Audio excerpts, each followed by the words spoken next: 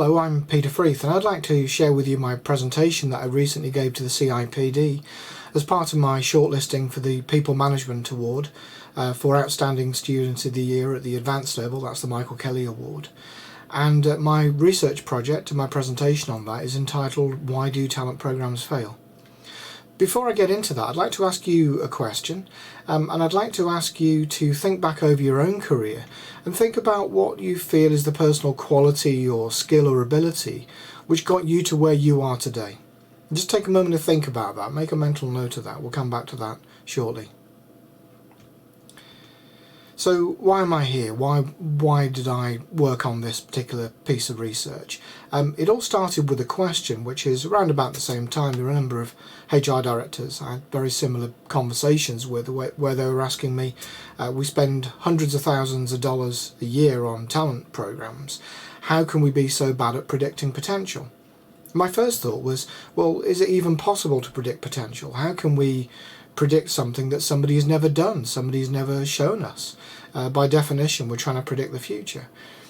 And it got me thinking about how we could identify some of the systemic issues in talent programs. And so from this, I came up with my objective, which I can pose as a question, which is basically how can people professionals add value to a business by making accurate and informed recommendations leading to relevant and impactful talent development programs. First of all, I'd just like to take a moment to tell you a little bit about my background. In 1985 I left school, and that's me in 1985, and that's my old school tie. I left halfway through A-levels, so I didn't finish my A-levels. And I started an apprenticeship, so a 3-year apprenticeship. And so actually by original education, I'm an electrical and electronics engineer. And after a few years doing my apprenticeship and I was a service engineer, I started to wonder, could I have done an A-level? So I went back and enrolled in night school at college, and I did an A-level in business studies, which I passed, and so proved to myself that I could do it all along. And so I carried on working in that industry and working in systems design and moving finally into solution outsourcing sales. And I was more and more disillusioned with the industry, and particularly with corporate life. And so in 2002 I decided I'd take a voluntary redundancy package and I would start my own business, become self-employed, doing training and coaching and all the stuff that a lot of people do when they first become self-employed. And after a few years of doing that, I started to think to myself, did I miss out on something by not going to university? Could I have done it? Could I have done a degree? And so I looked around at the options available and I thought, well, the thing that fits best, the kind of job that I'm doing, the work that I'm doing, would be to do a CIPD qualification. So I looked at those, and in 2016 I enrolled on a distance learning level 7 advanced diploma in human resource development, so that's equivalent to a master's degree postgraduate level. And about 19 months later I passed that, and so I got a level 7 advanced diploma in HR development, which was great. So I proved to myself that I could do it. And then 2019, would you believe, shortlisted for this award. So great achievement, great honour, and just getting to this stage is very exciting. So my research report, it was actually entitled "Why Are We So Bad at Predicting Potential?" And you can download my research report from my website as well, and I'll share a link with that for you for that at the end. So I collected data for my research in 4 stages. The first stage was looking back over historical talent programs that I'd run that I'd been involved in. And I looked back over 9 of those, where there were some similar patterns emerging, similar behaviours, similar patterns, similar issues and challenges arising. So I looked back over those to kind of try and get a sense of what direction I was going to go in with the research. Second stage was direct interviews with career decision makers. There were 76 of those. So this is one-to-one interviews carried out with the help of a wonderful, very supportive client who's a global head of talent who helped me a lot with that. And as I say, there were 76 of those, and these were people who are making decisions about who gets nominated for high potential talent development programs, and they're also making decisions in interviews as well about who gets hired and who gets promoted. So these are really people who are shaping the careers of future leaders. The third stage was very simple, just background survey about the kind of organisations that are running talent programs, their size, how much they spend, that kind of thing. And then stage 4 was a large survey, a larger scale survey, 316 respondents to that. And the purpose of that survey was to get into some more detail about one of the interesting things that had come out of the second stage, the interviews. So what I found from the interview stage was that career decision makers, they listed a whole long list of things that they were looking for in future leaders, and they were all the kind of things that you would imagine, all the kind of things that you would see in any blog post or LinkedIn article by the latest self-proclaimed leadership guru. Things like being a team player, accountable, customer focused, persistent, flexible, decisive, good communicator, and if the thing that you attribute to your success isn't on there, I guarantee it was in there somewhere. We had all sorts, resilience. There was one person even mentioned keeping fit and healthy. Not sure how that's a leadership quality, but that's what he was looking for, which is interesting. I'll come back to that point. So the important question about this long list of leadership qualities is so what? What does it even mean? Because unless these are things that somebody who wants to be recognised as a high potential, unless these are things that somebody could emulate, could act, according to, if they could follow some kind of behaviours or something like that. If somebody wanting to get onto one of these talent programs could do any of these things, then okay, it might be useful. But the problem is, are these behaviours, being persistent, being flexible, is it a behaviour? Is it something that you can do?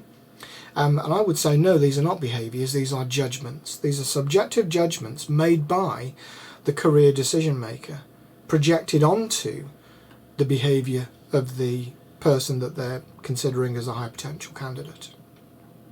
And because they're judgments, they're not something that the high potential can emulate. So finally, the online survey, the more detailed survey, 316 respondents.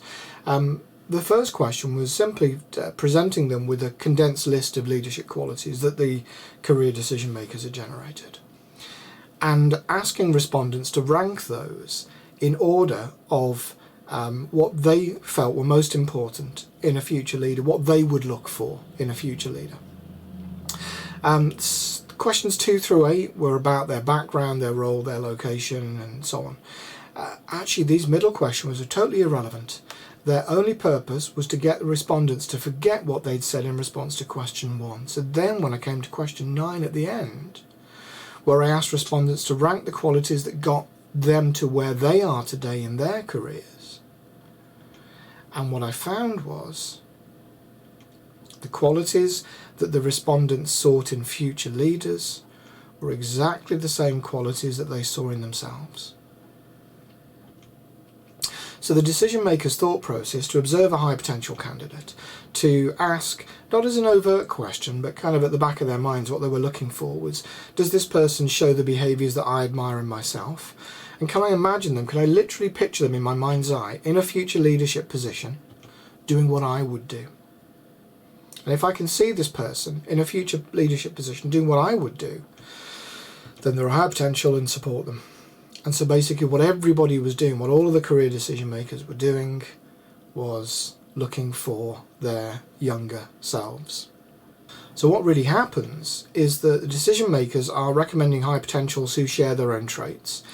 And they're then defending this selection despite any evidence to the contrary, despite any evidence about KPIs, measurements, job performance, anything.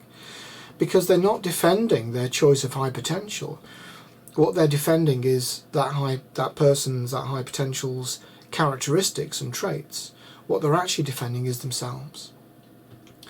Anecdotal evidence is then used to prove the success of the talent program, like the success of the projects or how much the candidates enjoyed it, which has nothing to do with talent development. And the high potentials then become the next generation of decision makers, and the great cycle of life continues. And if you've ever seen the 1980s TV sitcom The Fall and Rise of Reginald Perrin, which is a satire on business life, came long before Dilbert and The Office and things like that, tremendous parody of office life. The title character, Reggie Perrin, his boss was a guy called CJ. He was a very pompous, overbearing boss. And I think CJ could actually sum up the conclusion of my research best when he would say, I didn't get where I am today without knowing a good leader when I see me. I'd like to take a moment to tie this into the new CIPD Profession Map. So in terms of being principles-led, subjectivity is the human condition, it is our nature. We see the world only ever through one lens. And so philosophers and scientists from Descartes talked about the Cartesian theatre and projection of reality, even through to people like Stephen Covey, who said we see the world not as it is but as we are. It's perhaps at odds with our professional drive or motive to provide fair and equitable and open opportunities for anyone to grow and develop. In terms of being evidence-based, my conclusions from the research are not revolutionary, but I think it's been interesting to see just how much subjectivity drives corporate culture. And if we're to move towards evidence-based decisions, truly evidence-based decisions, there's some challenges to overcome. You may have heard that, I think it was Amazon, trialled an artificial intelligence recruitment robot by feeding it data about past successful recruitment decisions. And they took it offline when they realised it had become sexist. So even when we try and take the human out of the equation, the human still created the AI that makes the decisions. And so while the AI might not have a bad day or you know a bad experience on the way to the interview, they're by no means objective. And in terms of being outcomes driven, this is about valuing all of your talent. Not just about the handful of people who are selected each year for talent development programs, because what's happening is that small number of people who are being chosen because of their similarity to the previous generation of leaders are creating the organisational culture, and that organisational culture is shaping that organisation not just for those few individuals who are recognised as high potentials, but for everybody who's in that organisation. So this is about valuing talent in the whole business, not just a handful of people. This is affecting everyone. And so through that, this is enabling people professionals to add real tangible value in their businesses. I took a moment in my presentation to say why I'd very much like to be chosen as the winner for the award. So I share that with you as well. In terms of impact, I think my research has got tangible value for the whole organisation, not just for the high potentials, because this is how culture is shaped and how culture persists within the organisation. And these subjective biases are so incredibly pervasive that if you just focus on putting objectivity into the interview stage, it's too late by then. It's already woven into the fabric of every relationship in the business. And so by understanding that, it's enabling people professionals to deliver real impact. And so I'm turning my research into a book as well called Building Your Career Capital, which I'm co-writing with the client I mentioned, who was such a tremendous support to me. In terms of diversity, this may sound like a really peculiar, odd thing. This may, definitely doesn't sound normal. But the CIPD students are 81% female. The CIPD membership is 80% female. I'm not your typical CIPD student, and therefore, for once, crazy as this may sound, the middle-aged male is the diverse choice. And in terms of inclusivity, so I'm a member of the CIPD local branch committee in Coventry and Warwickshire, and I know from the recent CIPD membership survey that, amongst other things, there are some members, some groups within the CIPD community who maybe don't feel as represented as others, and I think learning and development and the self-employed in particular, who are outside the norm of the corporate HR department. And so I think just for me to be selected as a finalist is recognition that the L&D community and the self-employed community really are valuable members of the overall CIPD family. And finally, in terms of my story being inspiring, as I said, I didn't finish my A-levels, I didn't go to university the first time round, I changed career halfway through, so I'm just at the point now where I've been self-employed for longer than I was employed.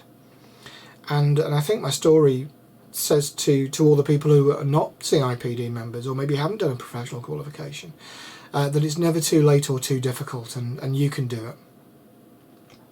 So that's my presentation. Thank you so much for watching and for listening. If you've got any questions, I'd love to hear from you. Do connect with me via social media on LinkedIn or Twitter, and do get in touch and wish me all the best for the judging, and the final announcement. The winners will be announced at the awards dinner on 24th of September. So fingers crossed for then. Thanks very much.